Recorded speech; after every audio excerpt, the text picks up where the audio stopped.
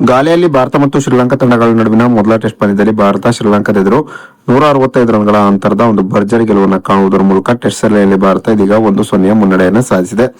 ಇನ್ನು ಮೊದಲ ಟೆಸ್ಟ್ ಪಂದ್ಯದಲ್ಲಿ ಶ್ರೀಲಂಕಾ ಭಾರತದ ಎದುರು ಹೀನಾಯವಾಗಿ ಸೋಲನ್ನು ಕಂಡ ಬಳಿಕ ಶ್ರೀಲಂಕಾ ತಂಡದ ಮಾಜಿ ಆಟಗಾರರು ಏನೇನು ಹೇಳಿದ್ದಾರೆ ಎಂಬುದರ ಡೀಟೇಲ್ಸ್ ಅನ್ನ ಈ ವಿಡಿಯೋದಲ್ಲಿ ನಾವು ನಿಮ್ಮ ಜೊತೆ ಶೇರ್ ಮಾಡಲಿದ್ದೇವೆ. ಈ ಸುದ್ದಿಯ ಡೀಟೇಲ್ಸ್ ಅನ್ನ ಕೊಡುವುದಕ್ಕಿಂತ ಮುಂಚೆ ನೀವು ಟೀಮ್ ಇಂಡಿಯಾದ ಅಭಿಮಾನಿಗಳಾಗಿದ್ದಲ್ಲಿ ಈ ವಿಡಿಯೋಕ್ಕೊಂದು ಲೈಕ್ ಮಾಡಿ. ಹಾಗೆಯೇ ಟೀಮ್ ಇಂಡಿಯಾ ಶ್ರೀಲಂಕಾದ ಎದುರಿನ ಟೆಸ್ಟ್ ಸರಣಿಯನ್ನ ಗೆದ್ದುಕೊಳ್ಳುತ್ತದೆ ಅಂತ ನಿಮಗೆ ಅನಿಸುತ್ತದೆಯೋ ಅಥವಾ ಇಲ್ಲವೇ ಎಂಬ ನಿಮ್ಮ ಅನಿಸಿಕೆಯನ್ನ ತಪ್ಪದೆ ಕಮೆಂಟ್ ಬಾಕ್ಸ್ ಅಲ್ಲಿ ತಿಳಿಸಿ ಕೂಡ.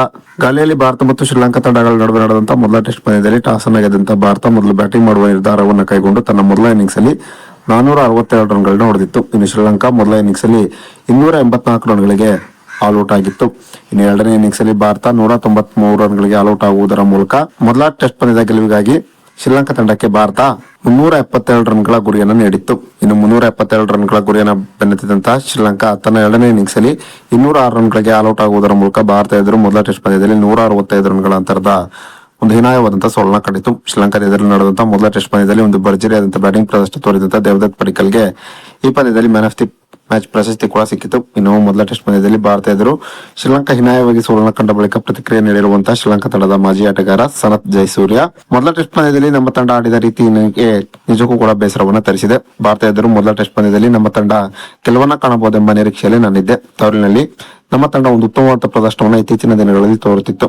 ಆದರೆ ಭಾರತ ಎದುರು ಮೊದಲ ಟೆಸ್ಟ್ ಪಂದ್ಯದಲ್ಲಿ ನಮ್ಮ ತಂಡ ನಿರೀಕ್ಷೆಗೆ ತಕ್ಕ ಹಾಗೆ ಒಂದು ಉತ್ತಮವಾದ ಪ್ರದರ್ಶನ ತೋರಲು ವಿಫಲವಾಯಿತು.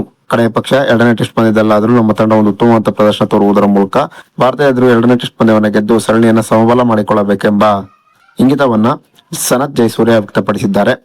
ಇನ್ನು ಮೊದಲ ಟೆಸ್ಟ್ ಪಂದ್ಯದಲ್ಲಿ ಶ್ರೀಲಂಕಾ ಭಾರತ ಎದುರು ಸೋಲನ್ನ ಕಂಡ ಬಳಿಕ ಪ್ರತಿಕ್ರಿಯೆ ನೀಡಿರುವಂತಹ ಶ್ರೀಲಂಕಾ ತಂಡದ ಮತ್ತೊಬ್ಬ ಮಾಜಿ ಆಟಗಾರ ಕುಮಾರ್ ಸಂಗಕಾರ, ಭಾರತ ಮೊದಲ ಟೆಸ್ಟ್ ಪಂದ್ಯದಲ್ಲಿ ಎಲ್ಲಾ ವಿಭಾಗದಲ್ಲೂ ಕೂಡ ಒಂದು ಅದ್ಭುತವಾದಂತಹ ಪ್ರದರ್ಶನವನ್ನ ತೋರಿದೆ. ನಿಜವೂ ಕೂಡ ಮಾನವ್ ಸುತಾರ್ ಮತ್ತು ದೇವದತ್ ಪಡಿಕ್ಕಲ್ ಮೊದಲ ಟೆಸ್ಟ್ ಪಂದ್ಯದಲ್ಲಿ ಒಂದು ಅದ್ಭುತವಾದಂತಹ ಪ್ರದರ್ಶನ ತೋರುವುದರ ಮೂಲಕ ತಂಡದ ಗೆಲುವನ್ನ ಸುಲಭವಾಗಿಸಿದರು.